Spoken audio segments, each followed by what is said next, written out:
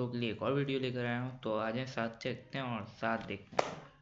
चल 6 जनवरी 2025 को दुनिया आखिरी बार लॉस एंजल्स को इस खूबसूरत शक्ल में देखने वाली किसी थी, को क्योंकि क्या पता अगले था दिन कि जो ये इसके साथ होने वाला था अगले दिन उसके 5 बारे में बजे किसी ने ख्वाब में भी नहीं सोचा था। 7 जनवरी सुबह 10:30 बजे लॉस एंजल्स में ये पैलेसेड एरिया है जिधर छोटी सी आग लग जाती है। इस भाई शहर आपको की वीडियो देख के जा बदकिस्मती रहे ये हैं, थी लेकिन कि उस फॉलो दिन नहीं कर बहुत रहे ही हैं। खौफनाक फॉलो हवाएं चल करें रही साथ थी। में हर तरफ खुशकी थी, तो ये आग और फौरन से सब्सक्राइब करना भयानक भी नहीं भूलना। डिजास्टर में बदल जाती है। और ये तो बस इस शहर के लिए क्यामत की शुरुआत थी। कुछ घंटे बाद इस एल्टीडीना में लोकेशन भी से आग लग बहुत गई, दूर फॉलो करें। एल्टडीना में भी आग लग जाती है। हवाएं तेज थी तो ये आग भी फौरन से फैलना शुरू हो जाती है। इसके बाद हॉलीवुड हिल्स जिधर फेमस साइन बोर्ड है उधर भी आग लग जाती है। इसी तरह एलए में 9 डिफरेंट लोकेशंस पर आग लग जाती है। रास्ते में हर चीज को ये आग अपनी लपेट में लेती जा रही थी। पूरे लॉस एंजल्स में ये आग इतने बड़े एरिया पे लग जाती है कि इसको बुझाने के लिए पानी ही खत्म हो जाता है। देखते ही देखते ये आग इस शहर के टोटल में 38,000 एकड़ को राख में बदल देती है। लोगों के मिलियंस ऑफ डॉलर्स के मेंशन, महंगे महंगे घर और आइकॉनिक स्ट्रक्चर्स को मिलाकर टोटल में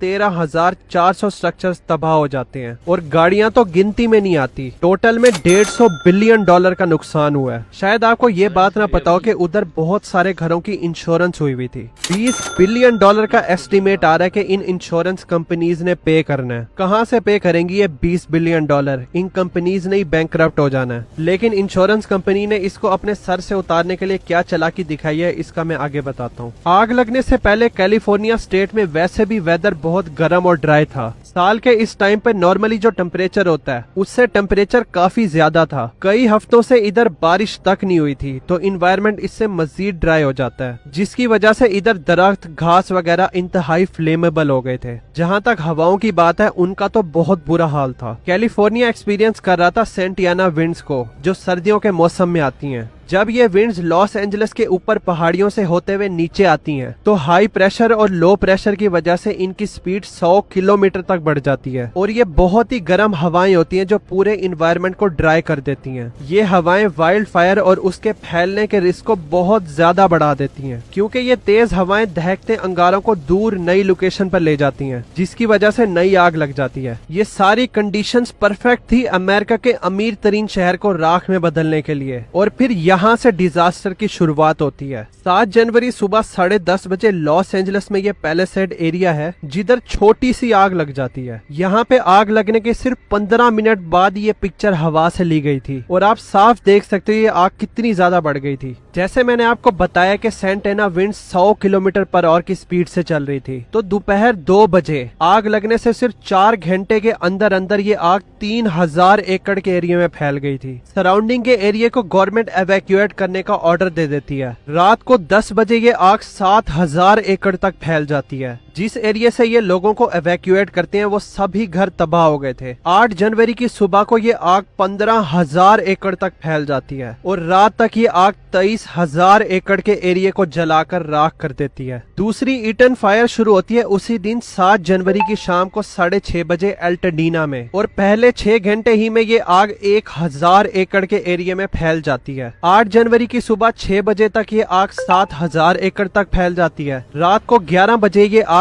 11,000 एकड़ तक फैल जाती है और 10 जनवरी को टोटल में ये 14,000 एकड़ तक फैलती है और इसमें 5 लोगों की मौत भी होती है। केनिथ फायर शुरू होती है वेस्ट हिल में 9 जनवरी की दोपहर 2:30 बजे। जब ये आग स्टार्ट होती है तो लोकल लोगों ने उस आग के करीब एक बंदे को पकड़ा था कि शायद इसने ये आग लगाई है। रात को तकरीबन 8 बजे ये आग 960 एकड़ के एरिया में फैल जाती है। 10 जनवरी को ये आग 1,000 एकड़ के एरिया में फैलती है और 11 जनवरी को टोटल में 1,052 एकड़ के एरिया को जलाकर राख कर देती है। सनसेट फायर शुरू होती है 8 जनवरी की शाम 5:30 बजे हॉलीवुड हिल्स के एरिया में। ये वही फेमस जगह है जिधर हॉलीवुड का बोर्ड लगा हुआ है। ये आग 50 एकड़ के एरिया पे फैलती है, लेकिन 9 जनवरी को इस पे 100% काबू पा लिया जाता है। हर्ट्स फायर शुरू होती है 7 जनवरी की रात 10:30 बजे। ये आग अगले दिन 500 एकड़ तक फैल जाती है और 11 जनवरी को 800 एकड़ को राख में बदलने के बाद इस आग पर भी काबू पा लिया जाता है। एलए के नॉर्थ साइड पर लेडिया फायर शुरू होती है 8 जनवरी की दोपहर 2 बजे।